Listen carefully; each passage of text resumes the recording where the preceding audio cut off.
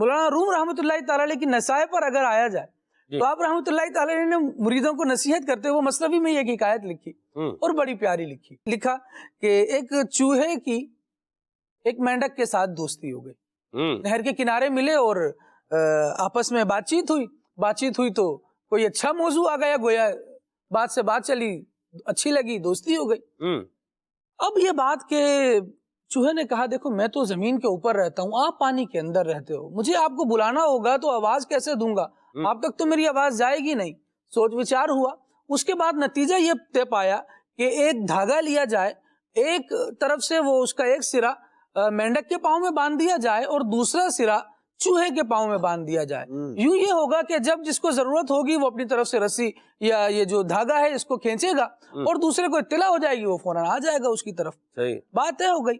اب جناب چوہا ارد گرد گھوم رہا ہے سطح زمین پر اور مینڈک پانی کے اندر ہے. کوے کی نظر چوہے پر پڑی اور اس نے چاہا کہ اس کا شکار کرنا چاہیے. جیسے ہی کوا لپکا اس پر, جھپٹا اور چوہے کو اٹھا کر لے جانے لگا. جب اسے لے کر جانے لگا تو دوسری طرف پاؤں میں مینڈک کے بھی وہی دھاگا بندھا ہوا تھا. اب چوہا تو جا رہا ہے, ساتھ ساتھ مینڈک بھی لٹکا ہوا اس کے ساتھ ہی جا رہا ہے. نتیجہ آپ رحمۃ اللہ تعالی نے اس سے کیا بیان کیا؟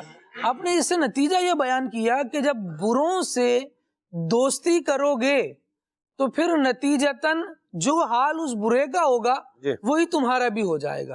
ایسے لوگوں سے دوستی کرو گے تو حال ایسا ہوگا. اب جب دیکھیے کہ بندہ کسی پیر کامل کا مرید بنتا ہے, اس کے ہاتھوں میں اپنا ہاتھ دیتا ہے, یہ کس لیے دیتا ہے کہ میں اگرچہ گنہگار ہوں لیکن اچھوں سے میری نسبت ہو جائے.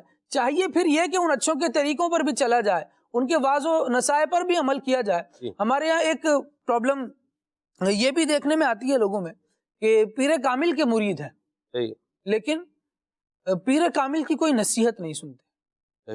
اگر انہوں نے کوئی واعظ و نصیحت تحریر بھی دی ہے اسے بھی نہیں پڑھتے. نہ پڑھنا ہے پیر کو, نہ پیر کو دیکھنا ہے, نہ اس کی صحبت میں بیٹھنا ہے, نہ اسے سننا ہے. اکتساب سن لیا ہے تو ماننا نہیں ہے, سن لیا ہے تو ماننا نہیں ہے, یا عمل کی طرف نہیں آنا. تو ان ساری صورتوں میں بندہ روحانی فیض اپنے مرشد کا کیسے حاصل کر سکے گا؟ یہ ایک اچھی بات ہے کہ بہرحال اس کا مرید تو ہے کہ کبھی تو چھیٹا پڑ ہی جائے گا, لیکن حق تو یہ ہوتا کہ اپنے پیر کی صحبت سے فیضان حاصل کرتا. اگر اس نے تحریر دی ہے تو اس تحریر سے لطف حاصل کرتا. یعنی یہ کیا بات ہو کہ ہم داتا صاحب کے نام کا لنگر بریانیوں اور مختلف کھانوں کے صورت میں کھائیں لیکن کشف المحجوب کو چھوڑ دیں. تو پھر یہ کہا جاتا ہے کہ یار داتا صاحب کا لنگر اگر حاصل کرنا ہے تو پھر کشف المحجوب کو پڑھا جائے. اسی طرح ہم سب اپنے جس پیر صاحب کے مرید ہیں اور وہ پیر کامل ہیں تو پھر ان کے ساتھ ایسی وابستگی بھی ہو کہ ان کی باتیں بھی سنیں, ان کے ملفوظات بھی پڑھیں اور ان پر عمل کرتے ہوئے بھی زندگی گزاریں.